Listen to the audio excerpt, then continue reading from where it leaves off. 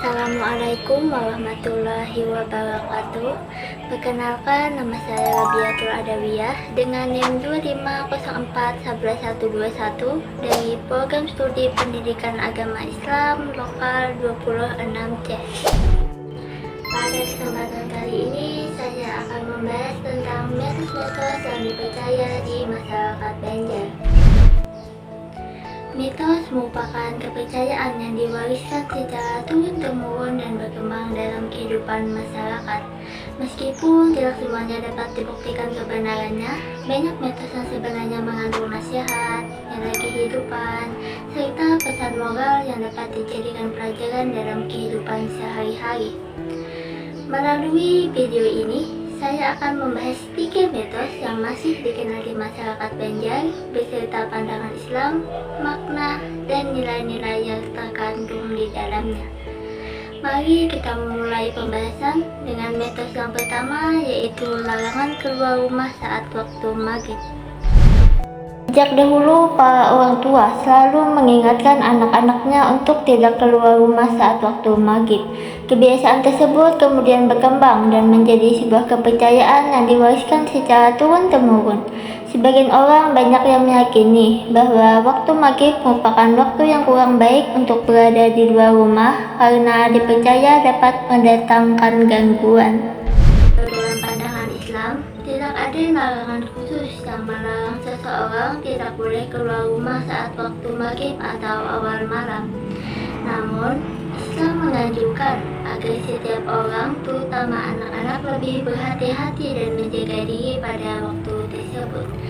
Hal ini sebagaimana dijelaskan dalam hadis yang diriwayatkan oleh Imam Bukhari dan Imam Muslim. Jika malam telah datang atau kalian berada di sore hari, maka tahanlah anak-anak kalian di dalam rumah, karena sesungguhnya setan-setan berkeliaran pada saat itu. Jika telah berlalu sesaat dari waktu malam atau masuk waktu Isya, maka lepaskanlah mereka. Dan tutuplah pintu-pintu rumah serta sebutkan nama Allah, karena sesungguhnya setan tidak dapat membuka pintu yang tertutup. Hadis riwayat Bukhari dan Muslim. Dari hadis tersebut dapat dipahami bahwa terdapat pesan kehati-hatian dalam menjaga anak pada waktu maghrib hingga awal malam. Dengan demikian, kepercayaan yang berkembang di masyarakat dapat dipahami sebagai bentuk nasihat dari orang tua kepada anak-anaknya agar lebih waspada pada waktu maghrib. Karena pada saat itu, suasana langit mulai gelap dan aktivitas di luar rumah menjadi kurang aman dibandingkan siang hari.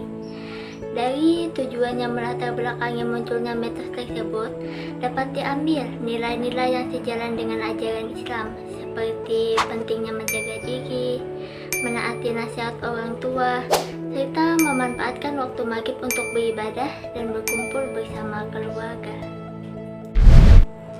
Setelah memahami pembahasan mengenai mitos yang pertama, mari kita beralih ke mitos kedua, yaitu larangan menyapu pada malam hari. Di masyarakat Banjar, terdapat kepercayaan yang berkaitan dengan aktivitas membersihkan rumah pada malam hari. Kepercayaan ini sudah lama dikenal dan diwariskan secara turun-temurun. Sebagian masyarakat bahkan meyakini bahwa menyapu pada malam hari dapat membuat rezeki menjauh. Dalam pandangan Islam, tidak terdapat dalil yang melarang seseorang untuk menyapu atau membersihkan rumah pada malam hari. Islam juga tidak menetapkan waktu tertentu untuk melakukan aktivitas tersebut selama tidak menimbulkan mudarat atau mengganggu orang lain. Kepercayaan ini dapat dipahami sebagai bentuk kebiasaan orang tua dalam mendidik anak-anaknya agar lebih disiplin dalam menjaga kebersihan dan tidak menunda pekerjaan rumah hingga malam hari. Karena pada zaman dahulu, penerangan pada malam hari masih terbatas, sehingga pekerjaan membersihkan rumah menjadi kurang efektif dan dikhawatirkan masih menyisakan kotoran. Dari tujuan yang melatar belakangi munculnya mitos tersebut, terdapat nilai-nilai yang sejalan dengan ajaran Islam, seperti pentingnya memanfaatkan waktu dengan baik, menjaga kebersihan, bersikap disiplin dalam bekerja, serta tidak menunda pekerjaan. Setelah memahami pembahasan mengenai mitos kedua, mari kita beralih ke mitos ketiga yang masih dikenal di masyarakat Banjar, yaitu larangan bercermin pada malam hari. Dalam kehidupan masyarakat Banjar, terdapat kepercayaan yang berkaitan dengan kebiasaan sehari-hari, yaitu larangan untuk bercermin pada malam hari. Kepercayaan ini sudah lama dikenal dan diwariskan secara turun-temurun. Sebagian masyarakat bahkan banyak yang meyakini bahwa bercermin pada malam hari dapat membawa kesialan atau hal yang kurang baik. Dalam pandangan Islam, bercermin pada malam hari itu diperbolehkan saja karena tidak terdapat dalil yang melarangnya. Bercermin merupakan hal yang wajar dalam kehidupan sehari-hari selama tidak disertai keyakinan yang bertentangan dengan ajaran Islam, seperti menganggap adanya kesialan karena bercermin pada waktu tersebut. Kepercayaan tersebut dapat dipahami sebagai bentuk perhatian orang tua terhadap anak-anaknya agar tidak berlebihan dalam beraktivitas pada malam hari dan lebih mengutamakan waktu istirahat.